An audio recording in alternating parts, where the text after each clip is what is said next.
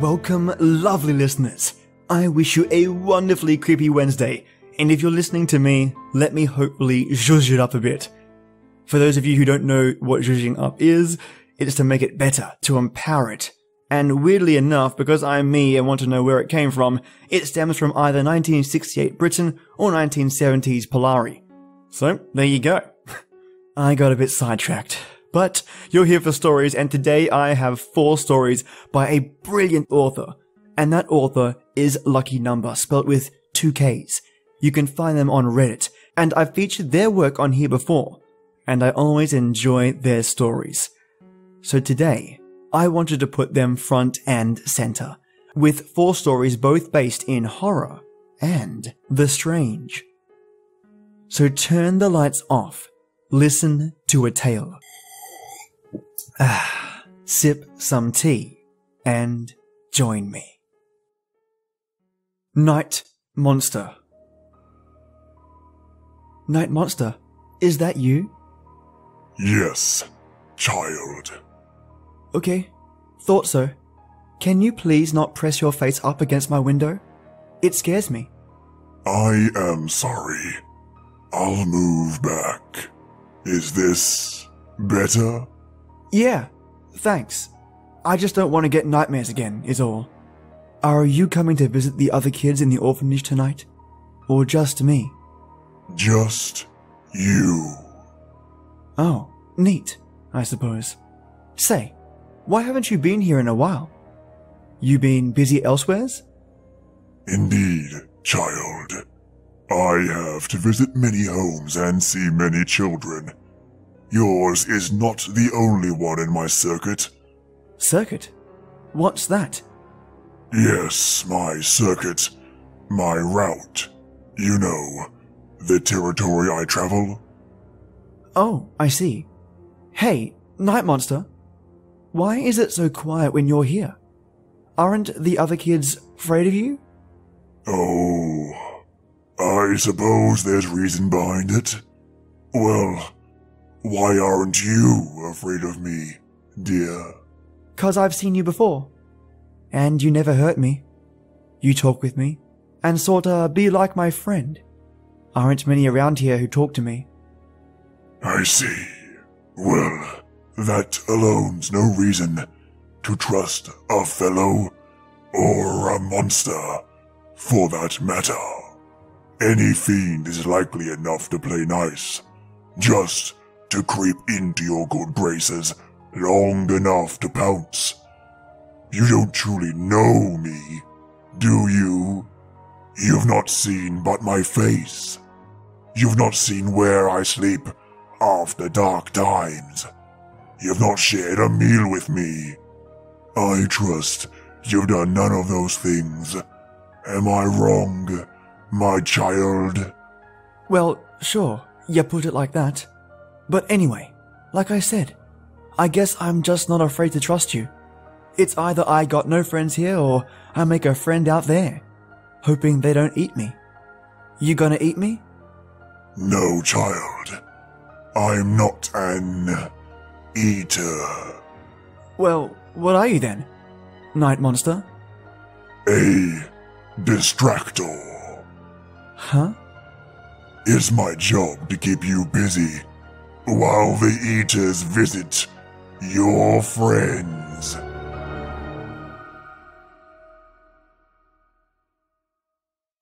Queen of the Streets. Beneath a starless night, painted black with the jaded souls of a city forgotten by history and despised by its inhabitants, sleeps a girl with no mouth. Hers is a regretful life, overflowing with the dreaded if-onlys and abundant one-days. Her nights spent longingly searching for assistive chemicals. Her days she drifts helplessly between one man's fist and another's bed. There were hopes once, dreams too in fact. Murdered by pain, assassinated by reality. Crucified by the stress of paying back the unsecured debt of life on this green earth. She no longer gives safe passage in her brain to such fleeting fairies as when she was a young girl. She is grown now, Perhaps not to you or me, but she is grown. She has matured. Perhaps not quite physically, not as much as she will when she turns 18. She has much physical change to go through, and perhaps one day she'll arrive at that juncture. For now, however, she sits on a dull brown stoop in front of a nameless business long since dried up. She cries, not from sadness or fear, but out of habit. A passerby will notice the flowing regret that springs from her eyes and take pity on the girl. An older man, with a wallet too thick for good taste. That would be ideal.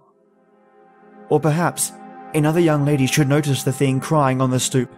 A peer, at least in age if not life experience. A girl who may, in looking into the tear-filled eyes, decide that she too may desire a life spent on the streets of nowhere. A girl who, upon noticing the foul aroma of cheap tobacco and cheaper perfume, wants nothing more than to descend the stairwell of life into the cellar of the world's underbelly. And when that happens, when another young girl feels the strong pull of empathetic desire and raw temptation, the crying thing on the stoop will give a wonderful gift to her friend. The gift of life experience and of wisdom. She will impart on the newcomer the practical sense that typically can only be learned from many rotten years imbibing on the sore squalor of the inner city. And, in exchange for such a gift, the crying thing only charges one price. She insists upon injecting herself into the skin of the other as she gives up her own carcass to the girl with compassion in her eyes. It is an even trade, you see, or at least she insists, as she prowls about the streets with a newfound confidence and delectability, flaunting her fresh skin, face, and fabulous clothes. She looks forward to the fine quality of chemical assistance she will soon be able to afford, her lips and her purse full.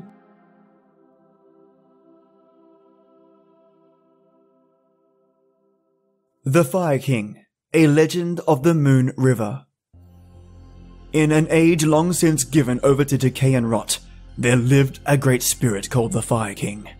He ruled worlds great and small all across the universe. His were terrible and wondrous fiefdoms, filled with fantastic fury of dazzling inferno. No other land matched the raw intensity of the Fire Kingdom's domain. He was a monarch incomparable, both in beauty and mystery. His subjects were naught but flame and coals, fearless sparks and wizened lightning rods.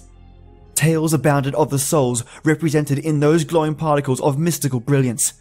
Tales that, unfortunately, dissipated into mere myth, like so much dying smoke.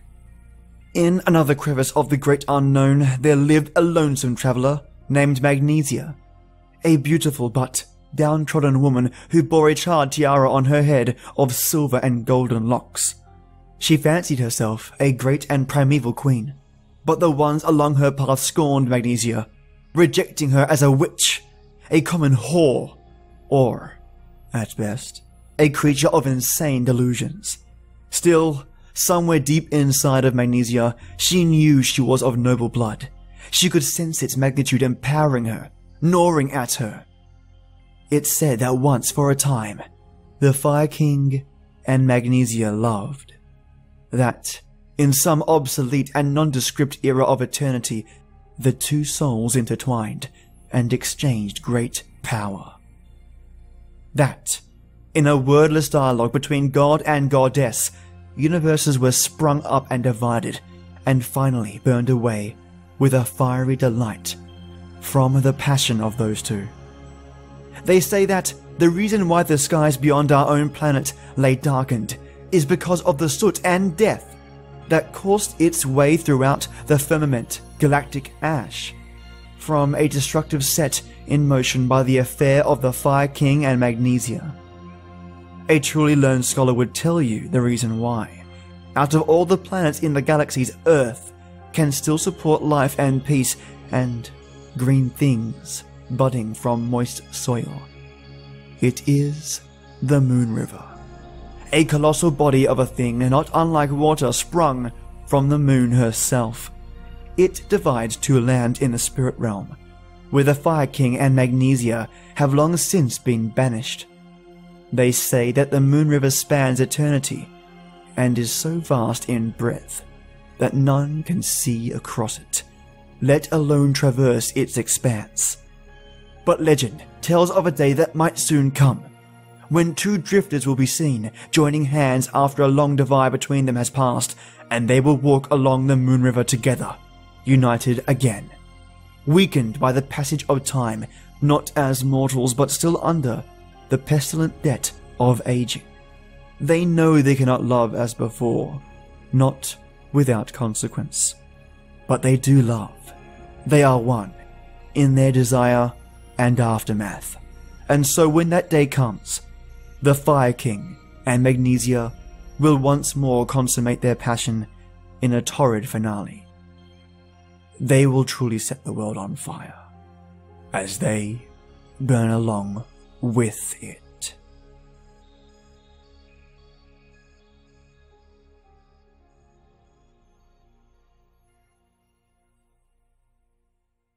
The Counsel of the Wicked.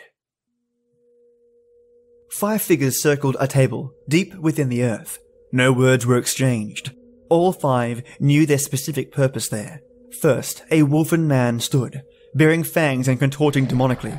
He shredded a chunk of fur and flesh from his loins, dropping the matted mess onto the table with an underwhelming thunk. Next, a dark spirit wafted across the table, inserting itself into the bloody stuff with a malignant whisper. With that, the table wavered as if under immense weight from some gargantuan heft. The wolfen man howled in his profane tongue heathen cries to an unknown god. Keeping graceful composure, a wood witch tiptoed from her seat and, without pause, sliced open her throat with a readied blackthorn. The wound brought forth bowlfuls of blood that congealed into wriggling shapes as soon as it touched the gathered scraps below. Again, the whole council felt shaking and a terrible echo. The ritual was nearing climax. Thick, dragging footsteps announced the cautious approach of a pale ogre, his diseased eyes groping the cavern. He retched. Devilish organs slithered out of him, joining the abomination below. The squirming growth slunk off the table and into a rat hole behind it. One last figure strode forth, bearing no resemblance to the initial participants in this hellish ritual. He truly did not resemble much at all. Or perhaps he resembled too many things. One glance seemed to capture a pig sort of thing walking on hind legs with a translucent hide. The next moment, only a vaporous form occupied that space, and as he sauntered over to the rat hole, he appeared clad in a sleek silver suit, with a menacing face whose smile travelled further than is customary. Reaching an elongated arm into the hole, the figure ripped back the putrid mass from its hiding spot and sank viperous fangs deep into the writhing shape. An unearthly squeal from that damned thing in his hands. His smile grew impossibly wider as he uncaged a laugh fit for the devil himself.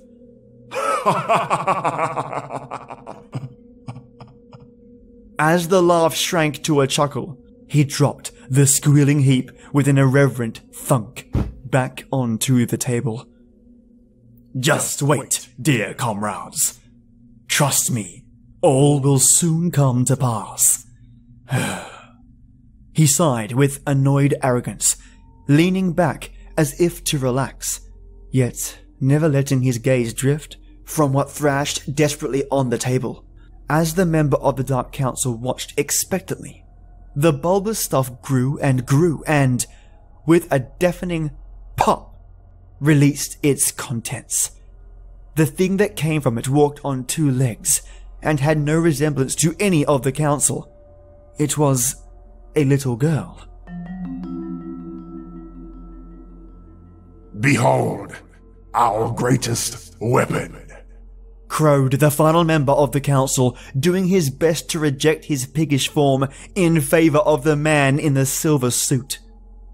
With this creature, all knowledge shall be ours. She will be our agent of chaos. He smiled, impossibly wide, as he looked the girl dead in her eyes. Walk, dear Abigail. Walk the earth and tell us what you learn. So, if you like these stories, show Lukkynumber some love. Visit them easily via Reddit and take a look at their stories. Not only is Lukkynumber a prolific writer, but they just get better and better. And on that, did you have a favorite story? I really feel for the kid in the first story, and how the monster this whole time is teaching him a harsh lesson. The second story might have people a bit confused. My interpretation, that is that the ending sounds like the creature on the stoop swaps souls with whomever they touch, leaving in the new body whilst the other person is left to stay in her old husk. Just a thought. The third story I really loved, just brilliantly written regarding love and romance. And the last story was just strange and unique. I loved it. What are your thoughts on this set of stories? If you want more stories from Lukkynumber, let me know and I'll reach out to them to find more of their stories. Also, you brilliant people, if you know anyone who loves podcasts, send me to them, and with me, I will bring an army of stories to fight off their boredom. And thank you so much for listening. This is the place where stories live, and you telltellers come to listen. Enjoy your day or night, and join me every weekday for our creepy tradition. And as always, till next time.